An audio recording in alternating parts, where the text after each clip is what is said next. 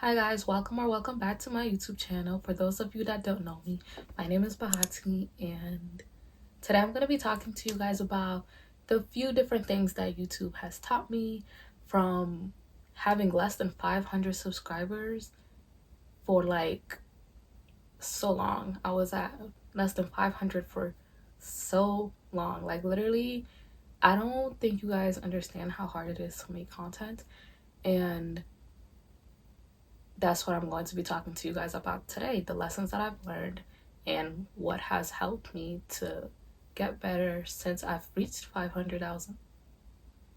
Since I've reached 500 followers, to continue to grow up to 600. Right now I'm at like 640, and my goal is to get to 1,000 probably by beginning of June. Right now we are in the second week of March, and by the beginning of June I want to have reached 1K. I have hope that I'll reach it. Before then, but as of right now, that is my goal. So a little bit about me. I have been creating on YouTube since like 2018, I want to say 2019, something like that. I believe I started in February 2019, and I had a channel that's not this channel. And then in like 2020, 2021, I decided I wanted to create this channel and start fresh, because for some odd reason, I thought I would grow more if I had a different channel. But I've learned throughout the years that that's not what it's about, and you can still grow on whatever channel you have. That brings me up to my first point of this video, which is being consistent. See, I thought, okay, I get rid of my first channel and I'll start this channel and I'll see more growth. But that wasn't the case. I think when you're consistent, that's when you'll see more growth. I think not just posting here and there, which I have done for a while, and I feel like at the beginning of the year, I'm always like, or the middle of the year, somewhere where it's not like in the middle of the semester, I'm always like, okay, I'm gonna start posting again consistently once a week, and that's always my goal. Everybody starts, a majority of YouTubers start off like that, but only few of them actually keep it like that. And I think you could only afford to not do that once you start hitting thousands and thousands of subscribers. Being consistent on YouTube doesn't only teach you consistency on YouTube, but it actually extends into your everyday life to teach you just how being consistent is very useful and how it can help you. For example, when I am consistent in life, that's usually when I'm able to post videos and upload them once a week. Or because I'm able to do that, it keeps me on track, because I'm like, okay, I don't have time to fool around. I don't have time to be on Instagram for 2 hours. I need to at some point put my phone down, or I guess get off the app and start editing, or I need to put my phone down. I need to start my homework, and then I can go back when I'm done. Then I can edit my thumbnail. I could do this, I could do that. My second point is being adaptable. So it's great to be consistent. It's great to have a schedule, but being able to adapt to different things is also great, because sometimes you don't know what's going to come your way. You don't know when you're going to get sick. You don't know what traffic is going to be like. You don't know the weather conditions. So there are things in life in general that will just affect you that you just aren't aware of yet until it happens, right? To be able to create depending on trends and what the algorithm is putting out at that time is a good way to be adaptable, you know?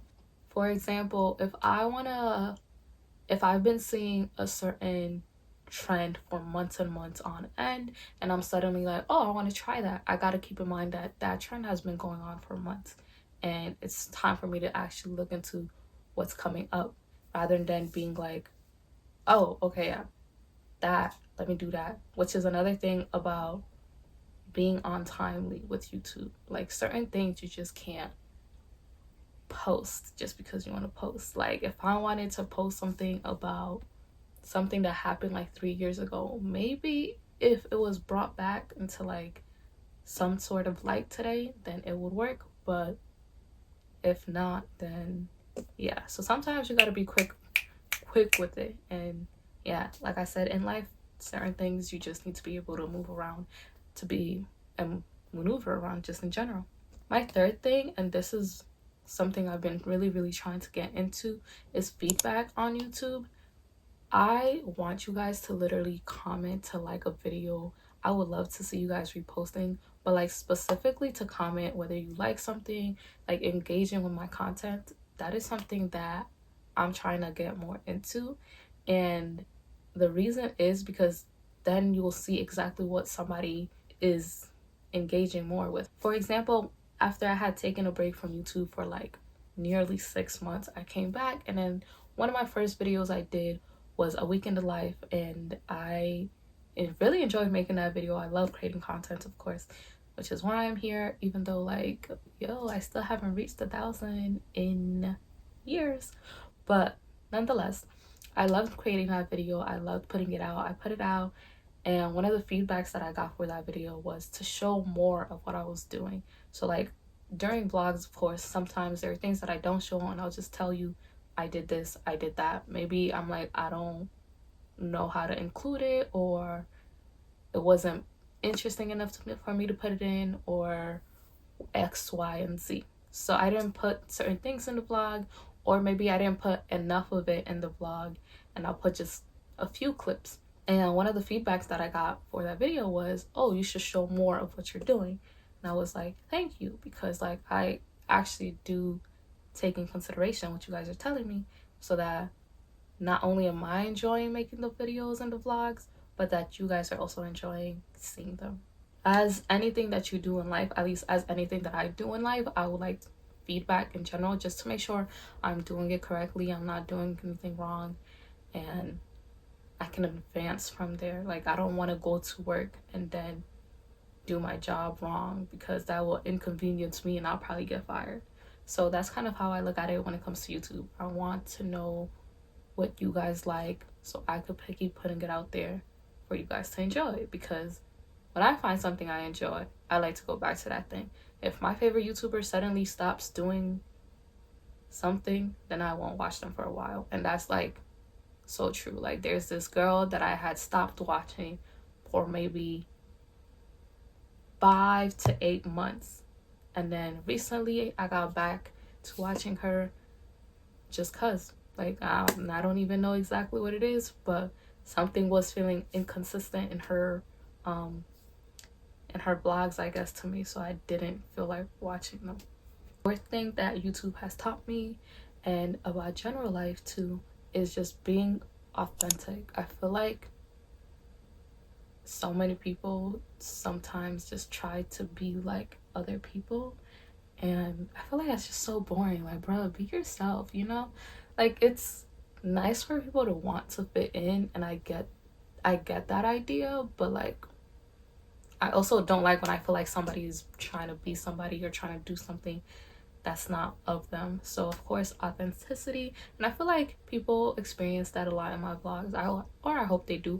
I really feel like when you watch my vlogs, it is an extension of me and you learn more about me. I feel like when I create my vlogs, I am being true to myself, and I really enjoy making my vlogs because I feel like it's a great way for me to express myself. Like, literally, it's the best way for people to know me, and people who do know me, who aren't necessarily always around me, to just continue vibing with me, even though it's through the screen. But you know. And the last thing that I've learned from YouTube and life in general is just being persistent. There are certain things that just won't work out the first time that you do it, and that's when you got to get up and do it again and again and again. And you might not even succeed the first 2-3 times that you do it, but sometimes there are things that are just worth trying over and over and over again. And I think that that's been YouTube for me, because there was a time where I had a goal of reaching 450 subscribers, and after I had reached that amount, I went back to when that goal was set, and I realized that I had wanted to reach that goal 2 months prior to when I actually did reach it. But like, if I had just stopped and was like, oh, I set this goal to reach 450 at this time, and I didn't reach it at that time, and I just stopped, I don't think I would even be at 640 right now. I'm almost 200 subscribers more than I even wanted at that time. And of course, I'm still just growing. And soon it'll be double the amount that I wanted. Like, just because I continue to persevere, and I did not want to just, you know, stop, even though the time that I wanted it to come, it didn't come to me. And I feel like recently, recently I've been really good on, well, I don't know if I would say really good. Recently, I've been really tested to just wait. Like, I've really, in the past couple of years, have learned to be more patient. And it's not necessarily that I wasn't patient already, it's just that I've learned to trust in the wait and trust in the process of waiting. Because yeah, there are certain things that you can say, oh, I want this, but maybe it's not time for you to have that. And yeah, without persevering, without being persistent, some things you just won't get. Without waiting and playing it for the long run, some things will just never come to you. Those are the 5 things that I've learned from doing YouTube and life in general, and how it all connects. And I really do enjoy this. So not only am I doing it for you, but I'm also doing it for myself because I enjoy it. And I also think, like, I'm Burundian American, and I don't think there's many people out there that are on socials, or at least that I know of that are on socials, which is why I try to do this too, because I feel like when I was younger, I've always wanted to see people who look like me, who are from where I'm from, who eat African food, like, being represented online. And I feel like I don't see that. I mean, we're seeing it more now these days, but when I was younger, that's something I always wanted to see. So that's what I'm trying to do. Be the change that you want to see, right?